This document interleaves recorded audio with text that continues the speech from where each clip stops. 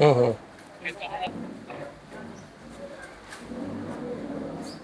સદગુરુ ભગવાન કી જય. કૃષ્ણ કનૈયા લાલ કી જય. સનાતન ધર્મ કી જય.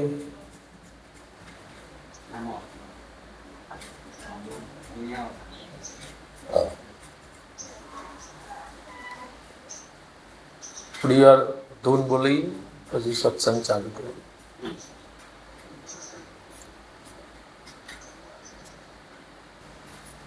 શ્રી રામ જય રામ જય જય રામ જય જય રામ જય જય રામ.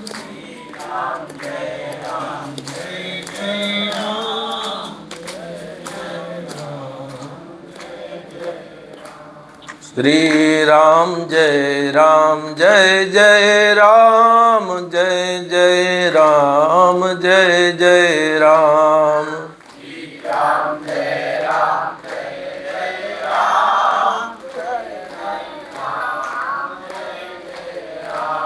શ્રી રામ જય રામ જય જય રામ જય જય રામ જય જય રામ.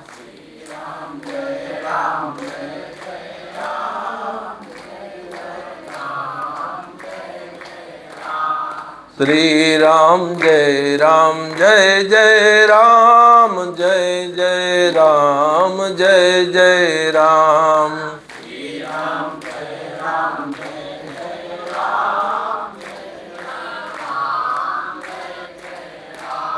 શ્રી રામ જય રામ જય જય રામ જય જય રામ જય જય રામ.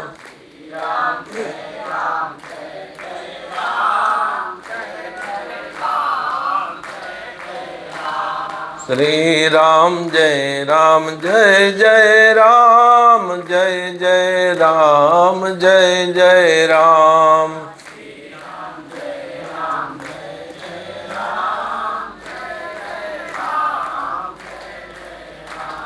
શ્રી રામ જય રામ જય જય રામ જય જય રામ જય જય રામ.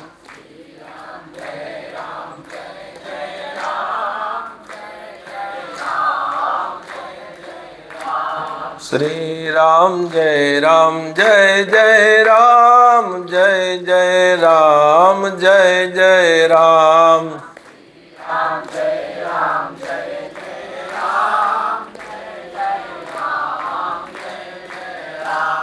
શ્રી રામ જય રામ જય જય રામ જય જય રામ જય જય રામ.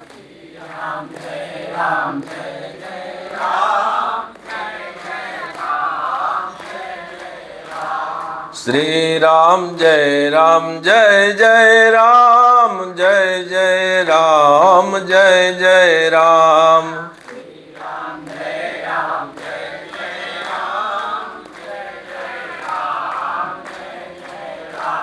શ્રી રામ જય રામ જય જય રામ જય જય રામ જય જય રામ.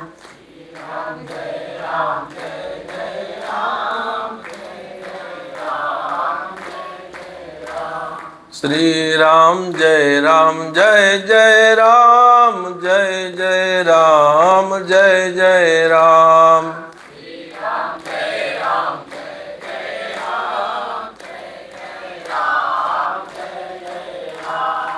સદગુરુ ભગવાન કી જય. કૃષ્ણ કનૈયા લાલ કી જય. સનાતન ધર્મ કી જય.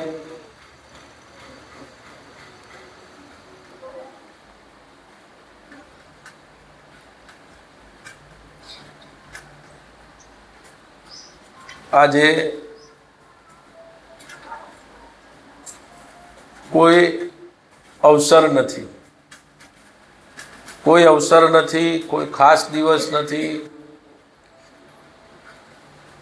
છતાંય સત્સંગનો યોગ થયો ને, યોગ એટલે જે દિવસે સત્સંગનો યોગ થાય ને એનાથી મોટો અવસર જ કોઈ ના હોય. આજે આપણે ભગવાનની આપણા આત્માને પવિત્ર કરવા માટે હું અને તમે આપણે બધા ભેગા થયા. એટલે આજનો યોગ જે સત્સંગનો યોગ છે ને એટલે મોટા મોટો અવસર કહેવાય. મારા બાપજી એવું કહેતા હતા જ્યારે હું પહેલી જ વાર સત્સંગમાં આવ્યો ને, પહેલી જ વાર જે દિવસે, પછી બીજી વખત આવ્યો, ત્રીજી વખત આવ્યો, એટલે ઘર ના ફરિયાદ કરી ગયા તો બાપજી સત્સંગમાં કે પછી કામ ધંધો બીજું ત્રીજું. એટલે બાપુએ એવો જવાબ આપ્યો તો એ જવાબ મને હજુ યાદ છે.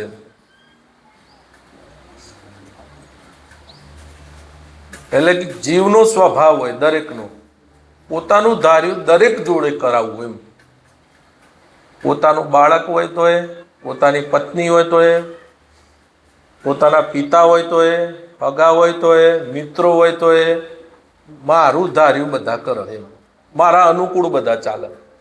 એ જીવ સ્વભાવ છે આપણો. એટલે બાપજીએ એવો જવાબ આપ્યો હતો કે આપણને ખબર પડે ને કે મારું છોકરું સત્સંગમાં ગયું છે કે આખું ગામ જમાડી દેવાય. એટલે કે મારો છોકરો કે સત્સંગમાં ગયું કે આનાથી સારી વાત કઈ કહેવાય, કે ગામ જમણવાર કરાય, કે આખા ગામનો જમણવાર કરાય. સત્સંગ એટલે મહાપુરુષ એની દ્રષ્ટિથી જોતા હોય. સત્સંગ એટલે આ શબ્દોની આપલેની વાત નથી. કારણ સત્સંગમાં જવાથી સત્યનો સંગ થાય. અંદર આત્મા છે ને, આત્મા સાથે અડધો કલાક, કલાક, 1-2 કલાક આપણે સત્સંગમાં બેસીએ ને એટલે એવી એક સ્થિતિ આવે, આપણી પલ બે પલ એવી સ્થિતિ આવે કે સત્યનો સંગ થઈ જાય. એટલે મહાપુરુષ એ રીતે જોતા હોય. એમ આખું ગામ જમાડી દો ને તો કે ઓછું પડે. એમ રાજી ના થવું જોઈએ. કે બીજી ફરિયાદો મા બાપ ઘણાના વડીલો નહીં કરતા કે છોકરું સારું માનતું જ નહીં, કે દારૂ પી જાય છે, કે એ ફરિયાદો એના કરતા સારું ના કહેવાય, કે છોકરા હારા કયામાં નથી, આ તે બીજી ઘણી ફરિયાદો છે ને, એના કરતા સારું કહેવાય. એટલે આ યોગ થયો મારો તમારો, આમાં ખર્ચો આલનાર વ્યક્તિ બધા આમાં જોડાયા ને, દરેકનું એક પુણ્ય હોય. સાંભળવાનું પુણ્ય હોય, કોઈને સાંભળવાનું હોય અને વાપરવાનું હોય, વધારે પડતો લાભ હોય. એટલે આ મિચન કાકા નિમિત્ત બન્યા છે એમાં. જોકે વાત ઘણા સમયથી ચાલતી હતી પણ યોગ થતો નહોતો, અને આજે યોગ થઈ ગયો. એટલે એમના નસીબમાં આ લખેલું હે સત્સંગ કરાવવાનું, એટલે આપણે બધા નિમિત્ત બની ગયા. હા, ભણવાવાળાએ નિમિત્ત બની ગયા, બરાબર. એટલે આપણે તો એમને ધન્યવાદ આપીએ છીએ કે એમના અંદર ગુરુના શબ્દોનું કંઈક તો તત્વ હશે ને, તો જ આવા ભાવ થયા હોય ને. એટલે આવા ભાવ થાય નહીં. એટલે જે ભગવાન બોલાવે ઘડીક આપણે કલાક જેવો સત્સંગ કરીએ. સત્સંગની શરૂઆત આમ તો સત્સંગનો અર્થ જ સંતો એવું કીધું, સતનો સંગ. સત કોને કહેવાય? સત પરમાત્માને કહેવાય, આત્માને કહેવાય, ભગવાનને સત કહેવાય. એનો સંગ કરવાનો છે. આપણે બેઠા ને આમ લોકભાષામાં સત્સંગ કહીએ, પણ આ સત ચર્ચા કહેવાય, ભગવાનની ચર્ચા. સત ચર્ચા કહેવાય, આનો સત્સંગ ના કહેવાય. સત્સંગ એટલે સતનો સંગ થાય. હવે સતનો સંગ કરવા માટે શું કરવું પડે?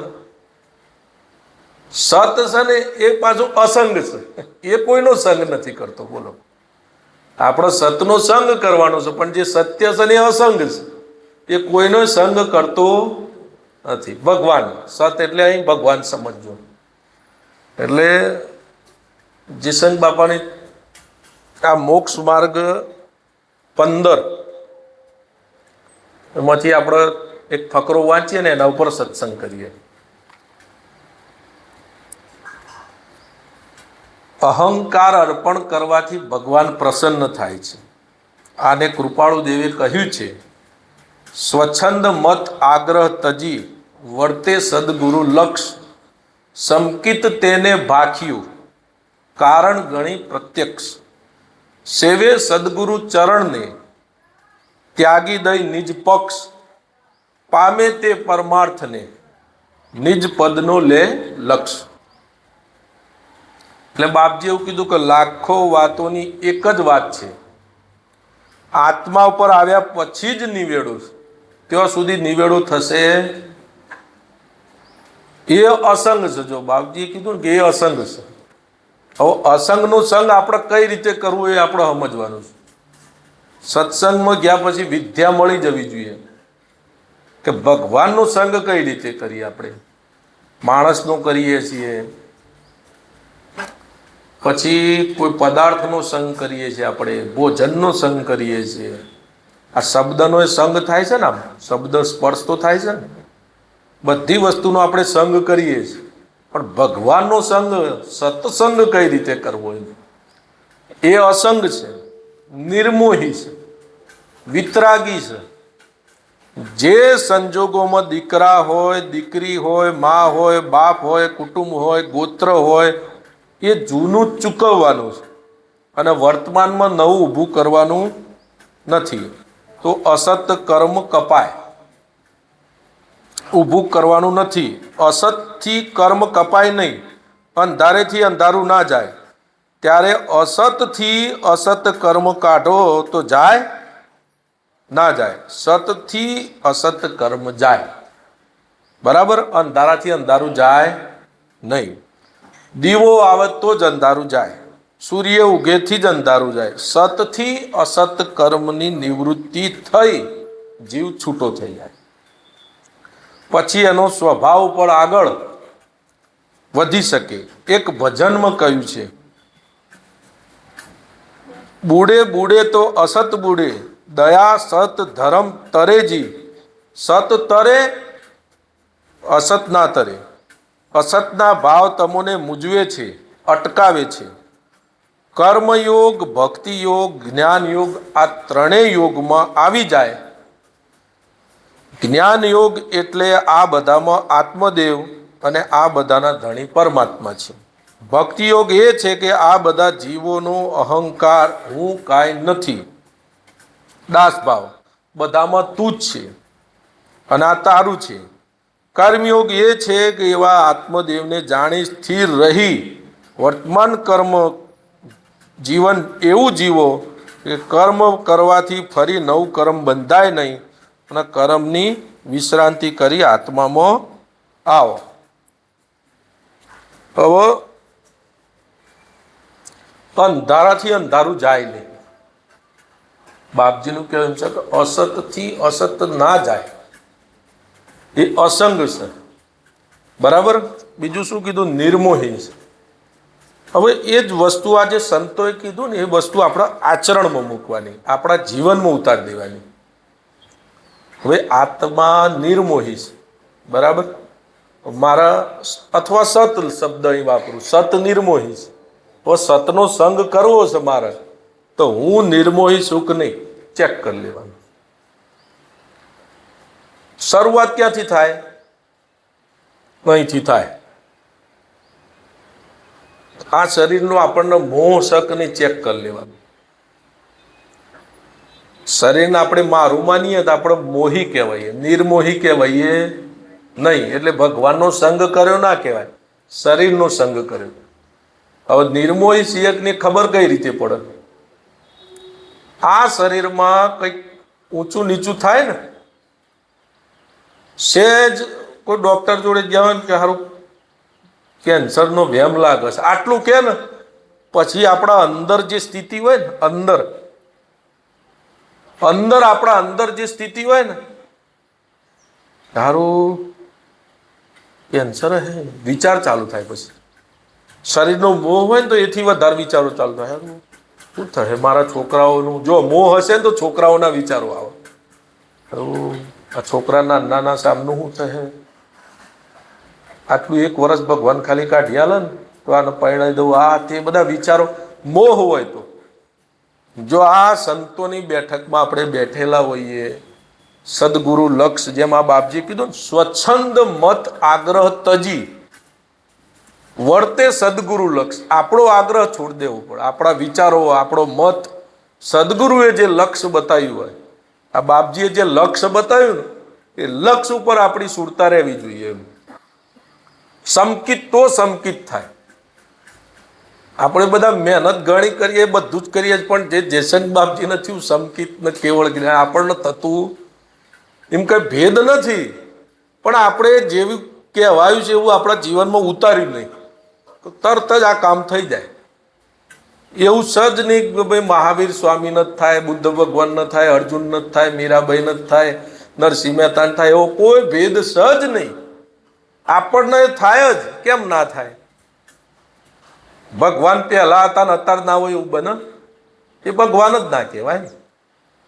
ભગવાન પહેલાય હતા, અત્યારે આગળ રહેવાના. આપણે પહેલા નતા, અત્યારે આ શરીરથી ઊભા થઈ ગયા અને આગળ નહીં રહેવાના. આપણે એ છીએ અને ભગવાન કાયમ રહીને ભગવાન કહેવાય. શું લખ્યું છે? સેવે સદગુરુ તરણને ત્યાજી દઈ નિજ પક્ષ. પોતાનો પક્ષ અથવા એનો મતલબ એવું થાય પોતાનો વિચાર છોડ દો. બરાબર? પામે તે પરમાર્થને નિજ પદનો લે લક્ષ. નિજ પદનો, નિજ આત્માનો લક્ષ્ય લેવાનો. એટલે મૂળ વિષય ઉપર આવી ગઈએ. પછી આપણને વિચારો કેવા આવે? બચાવવાના વિચારો આવા શરીરનો. હારા ડૉક્ટરને બતાવવું, હારા સર્જનને બતાવવું, આયુર્વેદિક દવા લાવવું, આમ કરું તેમ કરું. આની હાથે મોહ છે ને, એટલે એવા વિચારો આવે. આની હાથે મોહ ના હોય શરીર હાથે તો દવા ના કરાવે એવું ના બને. જ્ઞાની પુરુષ કહીએ એવું ના હોય દવા ના કરાવે, પણ એને ખબર હોય કે હું આ નથી. બરાબર? તો તમે નિર્મોહી, જેટલો ટાઈમ નિર્મોહી રહેશો ને એટલો ટાઈમ ભગવાન સાથે કનેક્ટ રહ્યા કહેવાય, સતનો સંગ કરે કહેવાય. એ આ જીવનનું આપણું બેલેન્સ કહેવાય. આ જીવનમાં માન લો કે આ 60, 70, 80 જે આનું પ્રારબ્ધ હોય આ શરીર રહેવાનું, જેટલો ટાઈમ અસંગ ને નિર્મોહી રહીએ ને એ બેલેન્સ થાય. તો સતનો સંગ કર્યો, આત્માનો સંગ કર્યો ને જેટલો ટાઈમ એ બેલેન્સ થાય. એ કોઈ દિવસ બેલેન્સ જાય, કોઈ દિવસ એ જતું રહે, એ કોઈ દિવસ મટ. આ શરીર જતું રહે ને તો પેલું બેલેન્સ જે આત્માનું હોય ને એ ના જાય. કર્મ અને પુણ્ય એ કરેલા છે ને ભોગ વટામાં આવે ને પછી જતા રહે. પુણ્ય કર્યું હોય તો સુખ સાહેબી મળી, પૂરું થઈ ગયું. પણ જે આત્માનું બેલેન્સ છે ને એને ભક્તિનું બેલેન્સ કહો કે આત્માનું બેલેન્સ કહો. એ કોઈ દિવસ જાય, એ કાયમ હોય. ભલે 1000 જન્મ થઈ જાય આપણા, પણ જે જન્મમાં તમે નિર્મોહી, જેટલો ટાઈમ નિર્મોહી રહ્યા, જેટલો ટાઈમ અસંગ રહ્યા ને એ આપણું ભાથું કહેવાય, ભક્તિનું. એ ભાથું જ અહીંથી જાય. કરમે જાય પણ એ ભક્તિના ખાતામાં લખાય નહીં. એટલે આ મીરાબાઈના બધા આયા ને એ પૂર્વજન્મનું ના કીધું કે ભાઈ આ પૂર્વજન્મના બધા ભક્તિવાળા જીવો હતા. કેમ? એ બેલેન્સ જોડે આવ્યું હતું.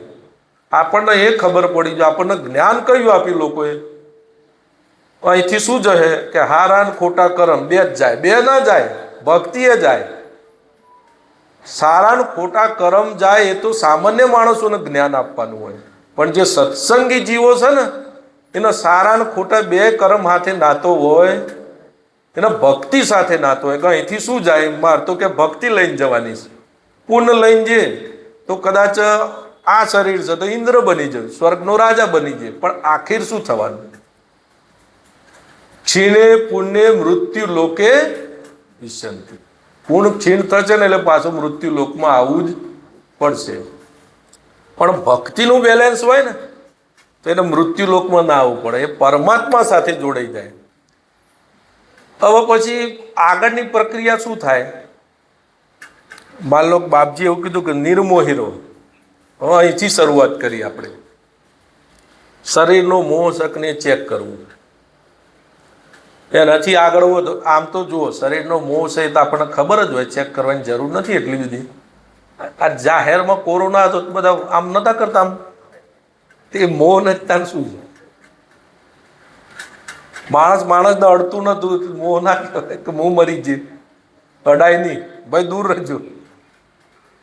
પણ અંદર આત્મા જોતા હોય ને, આ અમરમાન બધા સેવા કરી, એમને ક્યાં નહીં મળ્યા હોય? રક્તપિત્તની સેવા કરી પરબધામમાં. એ જમાનામાં તો દવાએ નથી રક્તપિત્તની. લોકો કે તમે તમારો રોગ થઈ જાય, જેનો રક્તપિત્ત થાય ને એક બાજુ ગામ બહાર મૂકી દેતા કે બીજા કોક ન થાય. અમરમાં એ સેવા કરી લ્યો. અને એવું કહેવાય, બોલો, પરણીને જતા રસ્તામાં ઉતરી પડે કે આ બધાનું કોણ? નિમને ભજન બનાવ્યું કે મેં તો પ્રેમના રે પાઠ બંધાવ્યા. જો પ્રેમ કહેવાય ને, પ્રેમનો અર્થ જ એવું થાય, બીજા નામ ભગવાન જોવું ને નામ પ્રેમ કહેવાય. ભગવાન દેખાય ને પ્રેમ કહેવાય. એમને ભગવાન દેખાયા છે કે રક્તપિત્યા દેખાયા છે? અને આપણે તો ખબર પડે ને કે અમને કોરોના થયો છે તો આપણા છોકરાને ના જવા દઈએ બાજુ, એ બાદ ના જતો કે સાવચેતી જરૂરી છે, પણ અંદર અભાવ ના હોવો જોઈએ.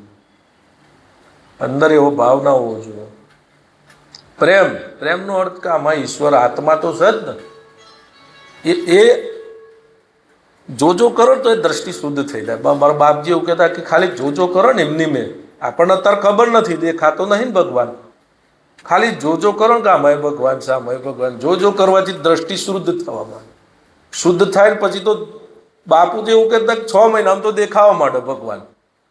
6 જ મહિનામાં. તો અમે આ 10-15 વર્ષથી આવીએ સત્સંગમાં, હજુ દેખાતો નહીં, ગરબડ જ કરતા આવ્યું ને,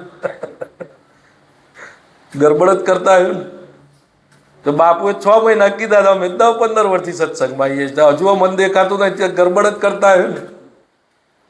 નોંધારી વસ્તુ નહીં, હારું જ બતાવવાનું બધાનું.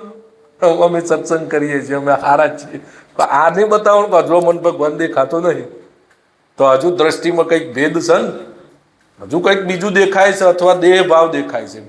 પોતાનામાં દેહ ભાવ પડ્યો છે ને એટલે બીજાનામાં દેહ દેખાય છે. આપણા અંદર આત્માનું જ્ઞાન હોય, અંદર આત્મા અનુભવમાં આવતો હોય, બહાર કઈ રીતે દેહ દેખાય? એટલે આંખોથી દેખાવાનું બંધ ના થઈ જાય. પણ જેમ મીરાબાઈ ના બધાએ ના કીધું, જ્યારે જોઉં ત્યાં ઝબકી રહ્યો છે, એ મારે વગર જોતે અજવાળા, ઉગાડો ને રામ કુચી રે વિના ના તાળ. જો આ તાળાને પાછું કૂચી નથી. કેમ? વાખેલું જ નથી ને એટલે કૂચી, ખુલ્લું જ છે, વાખેલું નથી. પણ આપણે જોયું, હગા જોયા, દેહ જોયો, સ્ત્રી જોઈએ, પુરુષ જોયા, ફલાણા. જો અત્યારે હું કોઈક ઉંમરલાયક માણસ હોય, ગરડા હોય, તો આપણે એવું કહીએ ને એમને કે તમે અહીં કામ સાથે હેડો, ના ભાઈ અમારી તો ઉંમર થઈ ગઈ. એને જ્ઞાન કયું છે? શરીરનું. અમે તો ભાઈ ગયડા થઈ ગયા. એ પોતે જ પોતાની જાતને વધારે પડતું દેહ સાથે જોડે છે. આત્મા ગરડો થાય છે, પણ એમનું જ્ઞાન કયું છે? તમે જોજો, સંતો એવું કહે છે કૃષ્ણ ભગવાનના કોઈ ફોટામાં કે સફેદ બાલ ને સફેદ દાઢી નહીં બતાવવામાં. ભગવાનને કેમ જવાન જ બતાવ્યા? એટલે જવાન એટલે આ શરીરથી નહીં, આત્મા કાયમ તાજો જ છે, જવાન જ છે. એને ગળપણ આવે નહીં. એટલે હવે આપણે સતના સાથે જોડાવાનું છે. એટલે પહેલી વાત શરીરની કરી. હવે દાખલા તરીકે કોઈને ફેક્ટરી હોય, કોઈના દુકાન હોય, કોઈના ખેતર હોય, કોઈના નોકરી હોય, કોઈના ધંધો હોય. હવે થોડા આગળ વધીએ. જો કોઈને ખેતર હોય ને, તો ખેતરમાંથી રોડ નીકળતો હોય, 2-5 ફૂટ દબાતું હોય, તો કેવું કરી નાખીએ આપણે? આ બાજુ નહીં, આ બાજુથી કાઢો કે મારું, હું અને મારું. બરાબર? કોઈ આપણા ખેતરમાં જ નીકળી ગયો હોય માણસ, તો કે આ બાદ થઈને કેમ ગયો ભાઈ મારા ખેતરમાંથી? આપણને માણસ પોહાતું, કારણ કે ભગવાન નહીં જોતા ને આપણે. 4 જીવોને કેમ કરીને મારાથી તૃપ્તિ થાય એ વિચાર જ નથી. હા, સત્સંગના યુગમાં જે માણસો રહે છે એ લોકો આચરણ કરે જ છે, એમાં કોઈ સવાલ જ નથી. તો જ આ બધું ટકી રહ્યું હોય એમ, નહીં તો ક્યાં ન ઉથલ પાથલ થઈ ગયું હોય. સંત ના હોત સંસાર મેં તો જલી જાત બ્રહ્માંડ. આ સંતોએ ટકાઈ રાખ્યું છે. જે સંતોએ દિવ્ય ગુણ આપ્યા છે ને એ ગુણનું લોકો આચરણ કરે છે. ભૂલથી કદાચ આપણી કયો જરૂર પડે ને, જમીનના ભાગ પડી જાય ને, આ જે સામાજિક જીવનમાં રહીએ એટલે આપણને ખબર હોય જમીનના ભાગ પડી ગયા, પણ એમાં આપણું નામ હોય ને તો કે 10 લાખ આલો સહી કરી આલું. કે કેટલું કપટ કહેવાય. હું કોને છેતરી રહ્યો છું? કુટુંબ વાળાને નહીં, ભગવાનને. મૂળમાં જોશો ને તો ભગવાનનો જ છેત્ર છે માણસ, કારણ કે એમાં આત્મા તો છે ને. મૂળમાં કોને છેત્ર છે? ભગવાનનો જ છેત્ર છે, પણ ખબર પડતી એનું નામ માયા છે. અને કહેતા માયા, આ માયા કહેવાય. ખબર ના રહી, કારણ કે ઘેર હવારે અગરબત્તી કરીને પૂજા પાઠ કરીને એકડો ખરો, પણ પાછો જઈ તો ભગવાન જ છેત્ર. એટલે ખબર ના રહી ને કે ભગવાનની માયા શું એમ. માયા એટલે જે સ એ દેખાતું નથી, જે દેખાય છે ને એ સ નહીં. દેખાય છે એ શરીર છે ને એ સ આત્મા જ છે, પણ આપણને શું દેખાય છે? ફલાણા ભાઈ, ફલાણા ભાઈ, ફલાણા ભાઈ. એટલે ગરબડ, આચરણમાં ગરબડ થાય ને એટલે અંદર અપવિત્રતા, એટલે અંતઃકરણ મેલું થાય. આજે આપણને પાવર નહીં મળતો ને આત્માનો. આપણે વલખા જે મારીએ છીએ ને, કારણ આટલું બધું કરીએ છીએ તો એમ કશું આત્મજ્ઞાન થતું નહીં. એનું કારણ મૂળમાં ભૂલ પડે છે, આચરણમાં એમ.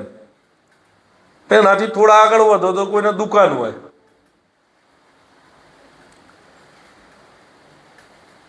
તો કોઈને જો દુકાન હોય તો કોઈને ઓછી ચાલતી હોય, કોઈને વધારે ચાલતી હોય. બરાબર? જેને વધારે ચાલતી હોય એના પર ઈર્ષા કરે. બરાબર? ને ઓછી ચાલતી તો કોના ઉપર કરો છો તમે? તમે જોડાયા કયો? ઈર્ષા સાથે જોડાય એટલે અંતઃકરણ મેલું થાય, ગરબડ અહીં પડે છે, મેલું થાય ને. બીજું, એ દુકાન, એ મકાન કદાચ નગરપાલિકામાં નીકળી જાય તો આપણો આત્મા સ્વીકાર કરે? ભલે જતું કરે કોઈ દિવસ? આપણે અંદર સંકલ્પ થઈ જાય, જો આત્મનિષ્ઠા હોય જ ના થાય. હે ભગવાન, બચી જાય તો સારું. કે કેમ? એના સાથે આપણે કનેક્ટ છીએ. એટલે ભગવાને સોનાની દ્વારકા ડૂબાડી એ તો હાથે કરીને ડૂબાડે નહીં ને. તો કેમ ડૂબાડી? એના આધ્યાત્મિક અર્થ જુદો થાય, પણ આપણા આ વિષયના અનુસંધાને લઈએ છીએ. ભગવાને જેટલા ભગવાનના સાનિધ્યમાં રહ્યા હતા ને એ બધાને ભગવાને જોઈ લીધા કે હવે મારા સમય થયો છે જવાનો. જેટલા જેટલા મારી વાતના અનુસર હે ને એ બધાને હું આશીર્વાદ આપતો છે ભક્તિના. એટલે ભગવાને પછી અંતર સંકલ્પ કર્યો એમ કે આ બધા એમ કે મારા આશીર્વાદથી બધા લહેર કરે છે ને તો જોવું કે એમ આ બધાનો હું વાલો છું કે સંપત્તિ વાલી છે. ભગવાને પછી સોનાની દ્વારિકા ડૂબાડી દીધી. કોઈ આવીને એવું ના કીધું કે સારું થયું, હવે ભગવાન બચ્યું. અરે રે કે સાકી દ્વારકા જતી રહી. જેટલી વસ્તી હતી ને એ બધી ભગવાનને શું કે ડૂબી જી. કોઈ જીવ આવીને એવું ના કીધું કે ડૂબી જી ને સારું થયું, હવે મારું બધું મોહ માયા જતી રહી, હવે તમારી જોડે ભજન જ કરવાનું થયું. પણ રોદડા રોયા બધાએ, સોનાની દ્વારકા ડૂબી જી. ભગવાનના ભાઈએ આવી ગયા ભેગા. ભગવાનના ભાઈએ ભેગા આવી ગયા. બલરામજી એ એમ કે રુદન કરતા હતા સોનાની દ્વારકા. તો ભગવાને પછી ઉપદેશ આપ્યો. ભગવાને બલભદ્રને ઉપદેશ આપ્યો તો પછી આપણે લેવાનું નહીં. આપણે આયા જગતમાં ત્યારે શું લઈને આવ્યા? કે કશું નહીં. હવે જશું આપણે અહીંથી ત્યારે શું લઈ જશું? કે કશું નહીં. ત્યાં વચ્ચે આવી હતી દ્વારકા, વચ્ચે જતી રહી, એમાં શું વિલાપ કરવાનો? એના સંતો એવું કહેતા કે જયારે સોનાની દ્વારકા ડૂબી ગઈ ને ત્યારે એમની મુખની રેખા હતી ને ભગવાનની, એક આટલું બાલનું રૂવાડું એ નહોતું બદલાયું. અને એ જે હાસ્ય હતું ને બધું જતું રહ્યું એ તો કે એની કિંમત છે, એ બજારમાં ના મળે. કે એવું હાસ્ય કે બજારમાં મળે, 1 કરોડ રૂપિયા આપો ને તો એ હાસ્ય ના મળે. એ હાસ્યની કિંમત છે. કેટલી ભગવાનના અંતર ખુશી હતી, જે થવાનું હતું એ થયું છે. બીજા બધા